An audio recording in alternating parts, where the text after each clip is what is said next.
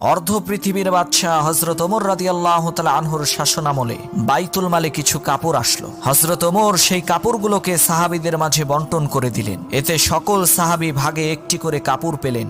জুমার দিন হযরত ওমর খুতবা দেওয়ার জন্য দাঁড়িয়ে দেখতে পান সব সাহাবী অমনোযোগী হয়ে আছে। তিনি সাহাবীদেরকে জিজ্ঞেস করলেন, তোমরা কি আমার বক্তব্য শুনবে না? সাথে সাথে হযরত সালমান ফারসি রাদিয়াল্লাহু তাআলা আনহু দাঁড়িয়ে বললেন, না আমিরুল মুমিনিন, আমরা আপনার বক্তব্য শুনব না। হযরত ওমর বললেন, কেন, কি হয়েছে? সালমান ফারসি বললেন, আমরা সকলে একটি করে কাপড় পেলাম, অথচ আপনার গায়ে দেখছি দুইটি কাপড়। আপনি একাই কেন দুইটি কাপড় নিলেন? আগে এর জবাব দিন।